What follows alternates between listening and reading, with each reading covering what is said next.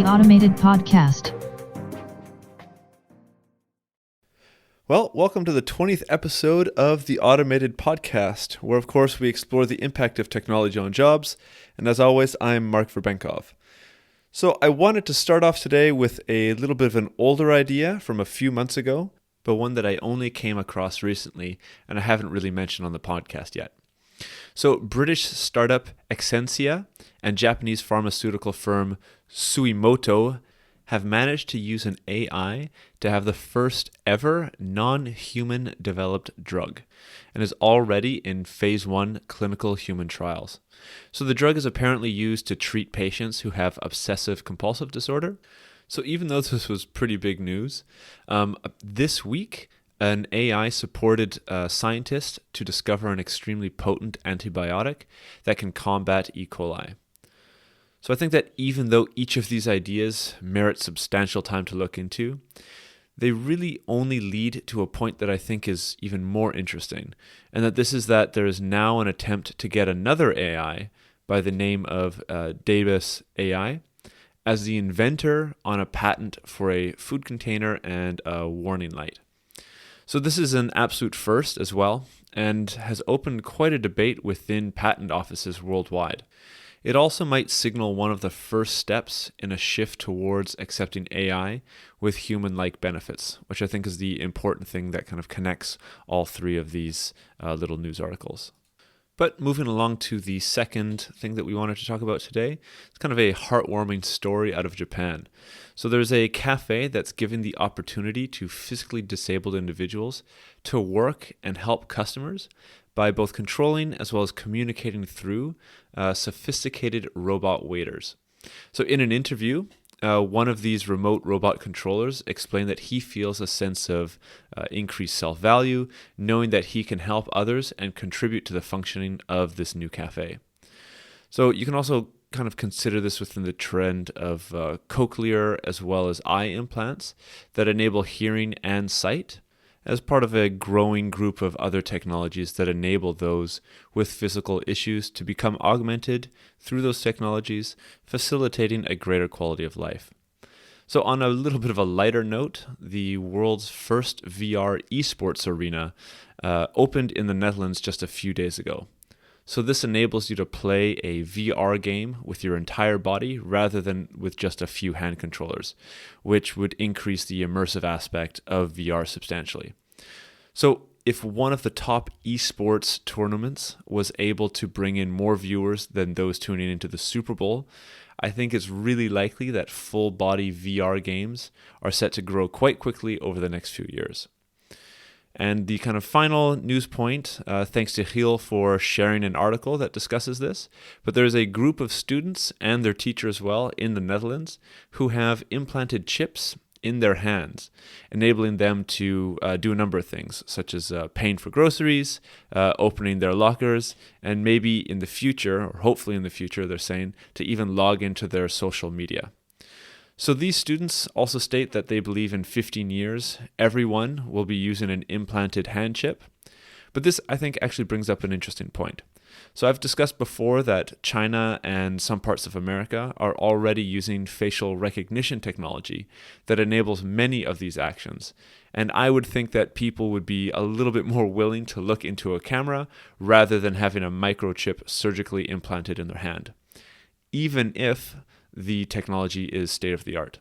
However, this fits perfectly with an idea in this month's blog post, which will come out next week, where I look at the idea of exponential technological growth and briefly discuss technological leapfrogging. And of course, if you're interested, you can find the post on the website automatedpodcast.org. So today's episode is actually one of the first topics that was focused on during my master's program. So it's nice to go back and explore some of the ideas I was studying some years ago. So the two ideas we'll look at are those of technological determinism and social determinism, usually seen at odds with each other. So the first perspective is simply that technology is a driving force of society and that its development is pre-wired and determines the way that we live. Social determinism, on the other hand, sees technology as a neutral tool in the hands of human beings, and it is human desire that molds and directs technological change. So perhaps before going into this, you can already start thinking if you believe one is more correct than the other. But don't worry, I won't go into the research and the readings of my masters, but rather focus on the more interesting idea through two main examples. One which I'm sure many people have heard of, and the other I think is a little bit less well known. So my goal with doing this is really to help emphasize one of the more hopeful ideas of the podcast that I don't think I've given enough attention to in the episodes so far, but I can explain that near the end of this episode. So why don't we jump into the first case here? So I think that with the continuous rise and publicity of Elon Musk and of course Tesla's electronic autonomous vehicles, it's only really fitting to talk about the electric car. So electric cars seem to generally be thought of as something new and exciting, a technology that kind of overrides the dominant transportation technology, which now many of us, I think, see as a generator of needless pollution as well as noise. However, electric vehicles actually have been around for much more than 100 years. And in fact, around the turn of the 20th century, they were the preferred mode of modern transportation. So there were actually steam-powered vehicles that could take up to 45 minutes to start, as well as gasoline vehicles, but they required a hand crank and came with, of course, the unpleasant odor. With the growing number of electricity grids, though, recharging also became less of a problem for the electric vehicles. And they even broke the 100 kilometer per hour record for the very first time. So, however, even with their apparent lead, improvements in refueling and production saw the gasoline-powered car decrease in cost and, of course, therefore grow in desirability.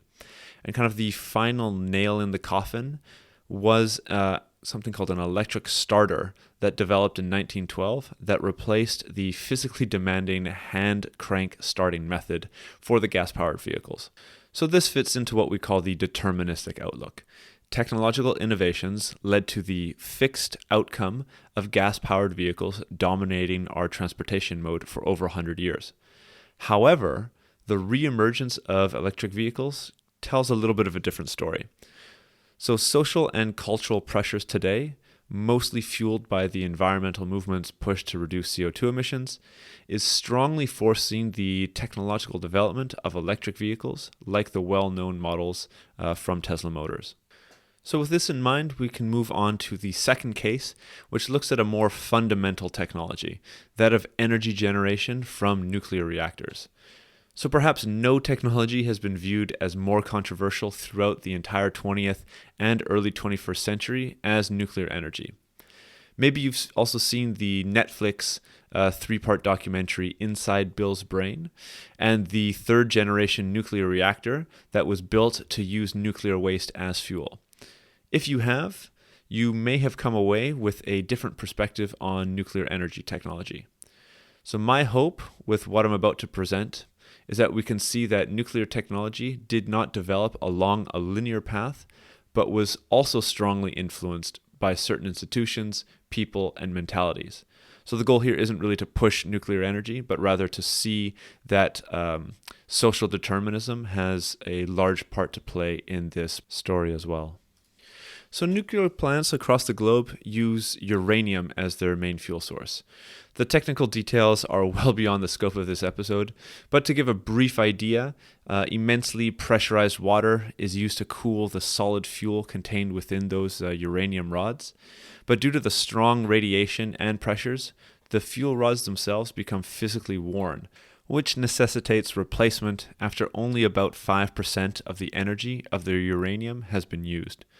So these spent rods contain one of the main elements needed to make nuclear weapons, plutonium-239, as well as many other radioactive elements, which we typically deem as nuclear waste.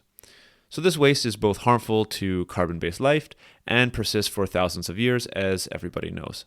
However, what I want to focus on in this section is not the traditional nuclear plants, but rather a very different and mostly forgotten alternative.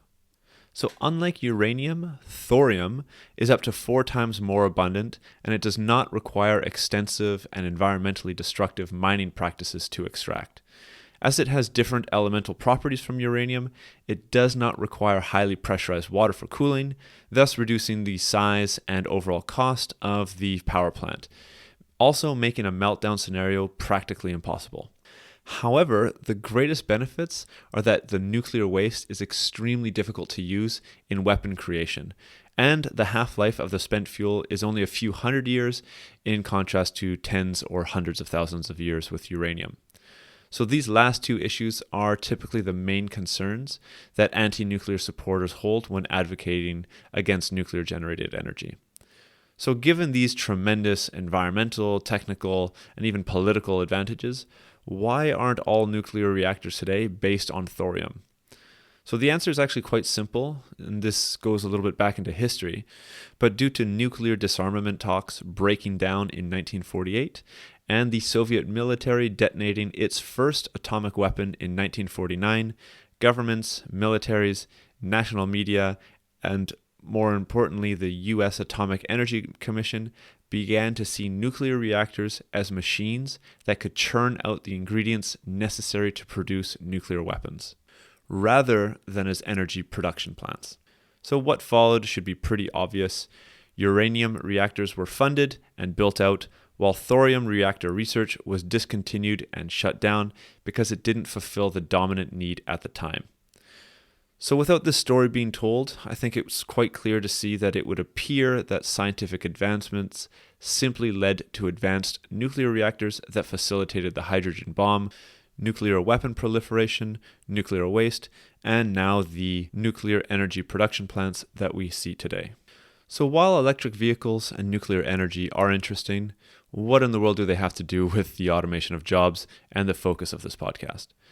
So my goal here was to show a more hopeful perspective. Even if I feel that the many new and emerging technologies are incredibly powerful and promising, it doesn't necessarily mean that they will be accepted and integrated. For example, AI diagnostician algorithms can already perform better than several diagnosticians combined. But because medical unions have political power, these may not be accepted. So this is the same for several technologies impacting many of the areas of society that have been talked about on this podcast. So really simply put, social forces have a large part to play in technological adoption and specifically their use in society. So this is the idea that technological progress and the subsequent social impacts aren't deterministic and that individual actions can act as a catalyst for change. So even though the two examples focused on in this episode led to less than ideal outcomes, I want to stress that our world is not fixed in having technological unemployment with its catastrophic short-term social destabilization that many think will ensue with a high degree of automation. So to summarize, I think that the best example I could find actually came from the Pew Research Center's study that I discussed last week. So the study states that there was a single point of agreement between the 2,000 technology experts surveyed on the topic of job automation, and it was that none of these potential outcomes from the most utopian to most dystopian are etched in stone. Although technological advancement often seems to take on a mind of its own, humans are in control of the political, social, and economic systems that will ultimately determine whether the coming wave of technological change has a positive or negative impact on jobs and employment. Technology is not destiny, and we control the future we will inhabit. So as I said at the beginning, I hope that this leaves you with a little bit more of a positive impact on job automation and the future of technology compared to many of the other episodes that I've talked about, which might seem a little bit bleak or that there's no hope and that this is kind of a determined outcome for the future. So thanks for listening to this week's episode. If you want to support the podcast, you can leave a like or a review on Apple Podcasts or wherever you listen to your podcasts. If you want to get in touch, feel free to do so over Twitter or LinkedIn by searching for Automated Podcast. On the website, automatedpodcast.org, you can leave a comment on any of the episodes, read the transcripts, and look at the sources I use in all of these episodes. There are also blog articles and additional resources and information on this topic and podcast if you are looking for more. See you next week.